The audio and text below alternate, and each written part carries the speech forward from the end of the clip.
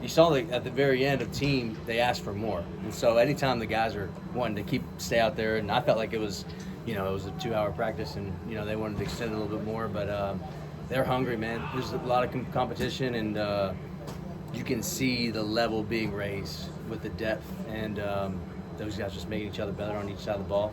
The cliche iron sharpening iron, but it's seriously is good to see. It's good to be around those guys. So. Yeah, we've talked a lot about depth just overall with the team. I guess, have you also seen the trickle down to like, hey, this guy might not compete for starting reps, but he's going to compete for special teams, and it's been raising that a little bit? Yeah, definitely. I have reiterated in today's special teams meeting that we're going to play the best players on special teams, and there's going to be a hunger to be a contributor on special teams all the way down. And I told him if you're not banging on my door asking why you're not a 1 or 2 on punt return, then that's on you. You should be annoying to the point of wanting to get on the field that I have to shut my door and get you out of there.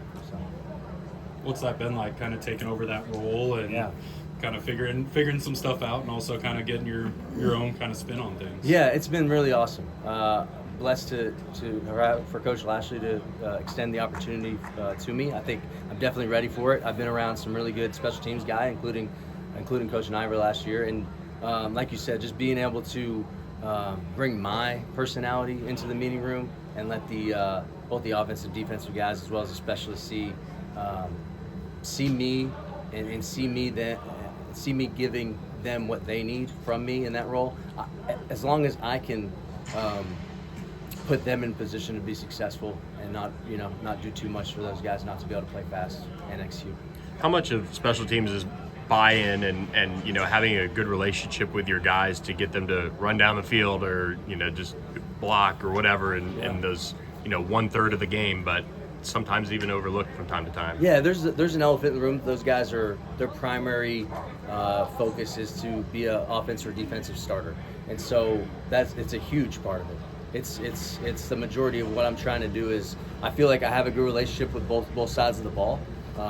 And so that adds to it. But going in there and telling those guys what the expectation is, and like we did this morning, it's ironic you asked that. We did that this morning on the best players are going to play, and it's an honor and a privilege to be a starter on SMU Special Teams units.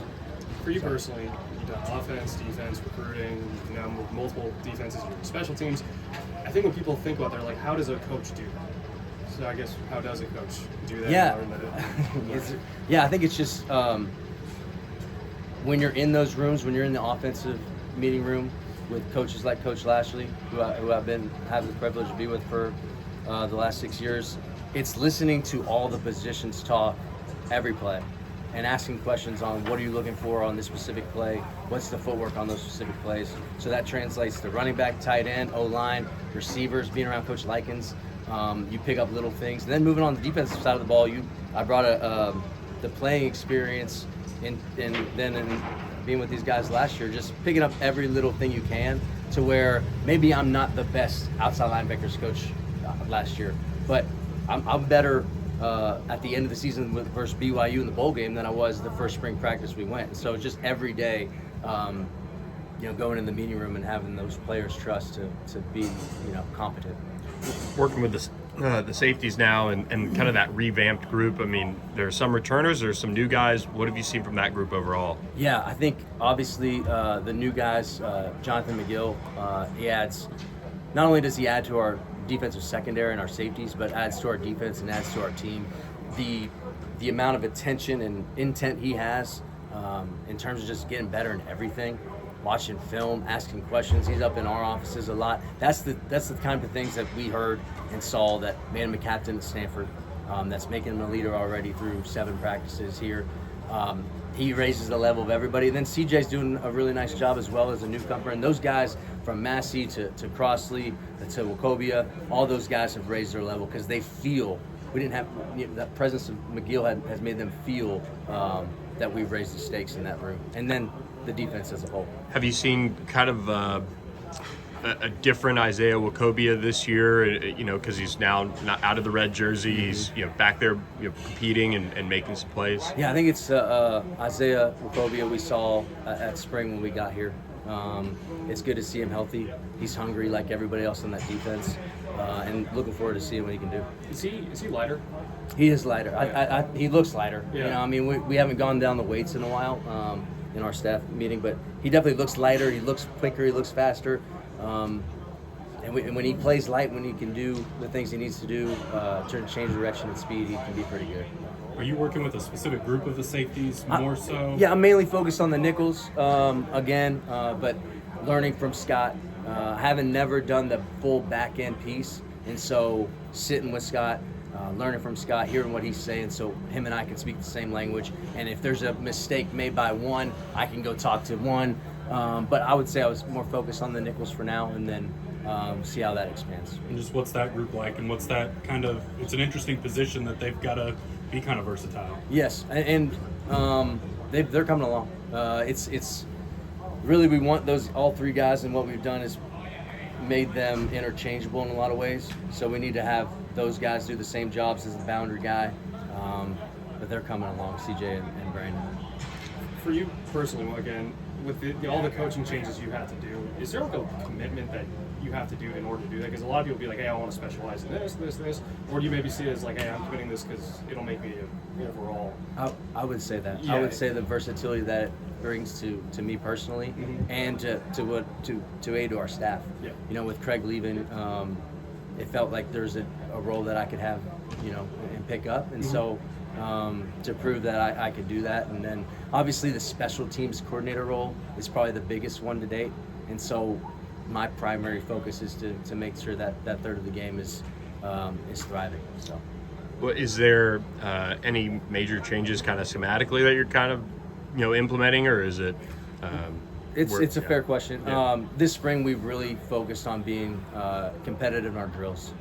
So we won't get to all phases of special teams scheme-wise. We'll keep it. I want our guys to buy in to being competitive, and then, you know, see the depth from there when we get in the film room and see those guys compete. And how much did Brandon Crossley grow in the back end of the year, and what have you seen from him this spring? Yeah, I think that momentum that he took from the last 3 or 4 games in the bowl game into the first 7 practices of spring has been impressive. Like, you know, Brandon is always going to be that Energizer Bunny. He had passion on display, you know, turned up a lot today, and we kind of got to reel him in sometimes. But no, we expect him to be, you know, the major contributor he can be. And also, like I told him in one of the special teams meetings, like, you got to be annoying to people, like to slot receivers, to tight ends. You got to be annoying. You got to be like a little fly at a picnic. Like, you got to be a pest. And so that's kind of what he is.